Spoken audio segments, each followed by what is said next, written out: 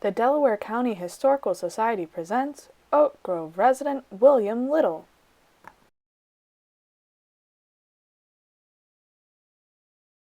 As you can see by the map, William Little was buried in Oak Ridge.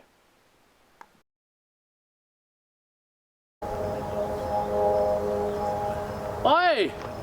Welcome to Delaware as our guests, as our visitors today. I heard you were here. William Manser is my next door neighbor, and he told me that the stagecoach had arrived here from Worthington, and you are the latest guest to arrive. Welcome to our town, and so perhaps that you had some questions about our town. Let me tell you something here, though. Oh, and when you arrived, you all look healthy enough. That could be a challenge. I know from experience that taking the stagecoach up the mud pike from Worthington is no easy task. It has its hazards.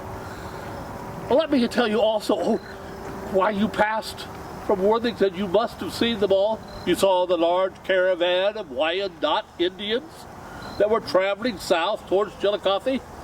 Isn't that a scene? They were here in our town this morning. What a scene.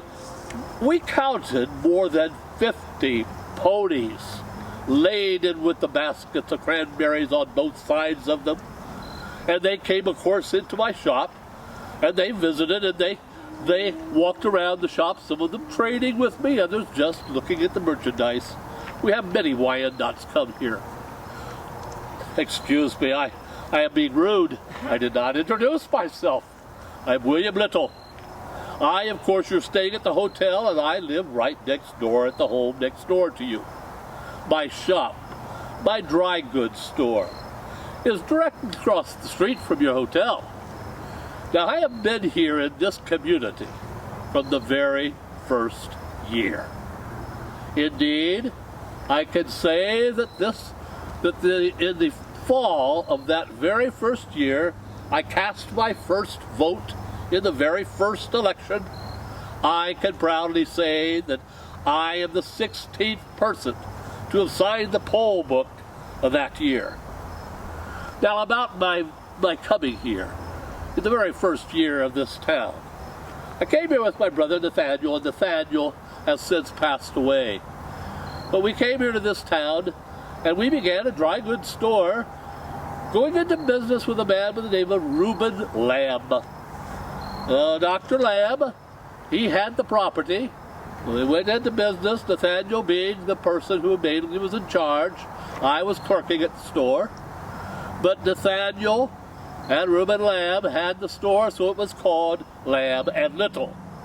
Now, the problem was that Dr. Lamb had other interests. After all, he is the only doctor of the town, and was the only doctor of the entire territory around. So he was quite taken with his business. And besides, he had the distillery down by the creek, along with Rutherford Hayes. They had a distillery there.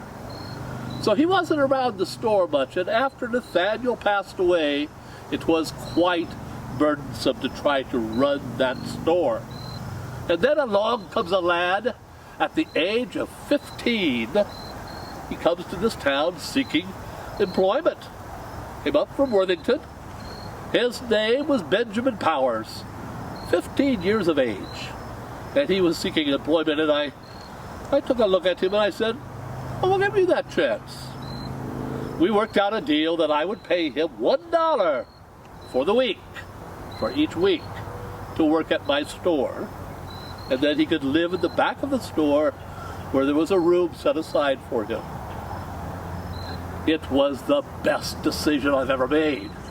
He worked out so well and allowed me the opportunity eventually to leave for 2 months, going back to Philadelphia to buy the items for the year that we might have for our store, rather than just have them shipped. I picked out the best items when I went to Philadelphia.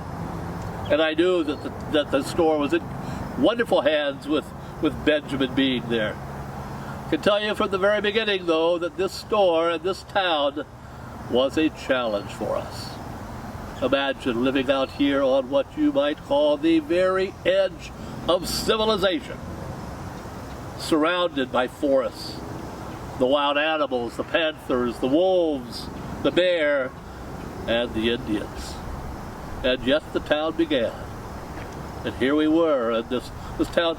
I always wondered why Moses Bixby, the founder, laid out the main street so wide. Seemed to me like just more mud to wander through. But he laid that street out wide, I thought, as compared to Worthington and other places. Now, also, I remember that even with all the hardships and the problems from almost the very beginning, they laid out a ball field right near the center of town that stretched all the way from the tavern on the corner of William and Sandusky all the way down to the Whetstone Riverbank. That was a ball field. After all, despite the problems, they needed entertainment. Oh, I could go on about this, but you know, I need to go back to my store. In fact, I am meeting my son, John, back at the store with his good friend Rudd, and we have agreed to go fishing down near the river. So if you will excuse me, but do stop by my store. And I also have, of course, laying on the counter, a glass. Feel free to imbibe from that glass the finest whiskey you can find right there in my store. Thank you, and thank you for coming to our town. The Delaware County Historical Society is supported by dues, grants, donations, and volunteers. We welcome your help with any of our worthwhile projects.